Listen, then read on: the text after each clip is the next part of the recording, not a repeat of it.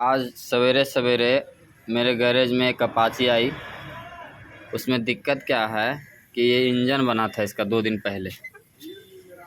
2 दिन पहले इंजन बना है। देखिए इंस्टॉलेशन देख रहे हैं ना, एकदम नया है, अभी बिल्कुल लगा अभी नया। इसमें दिक्कत क्या आ रहा था कि जैसे ही इंजन स्टार्ट कर रहे थे ना तो एक आवाज़ आ रही थी, टक टक टक टक टक करके।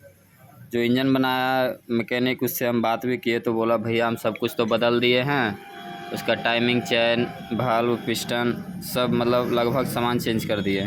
लेकिन इसमें देखिए दिक्कत कहाँ आ रहा था, माइनर सा फॉल्ट है, वो ध्यान नहीं दिया, जिसके कारण फिर से इसको खोलना पड़ रहा हमको। ये जो केम शाफ्ट है ना, ये 10 नंबर नट है दोनों, इसको टाइट नहीं कर रहा किया था, जबकि इसको खोलना नहीं चाहिए था।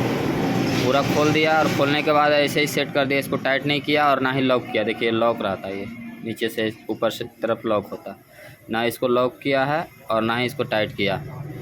इसको सबसे पहले नंबर देखिए टाइट करना है।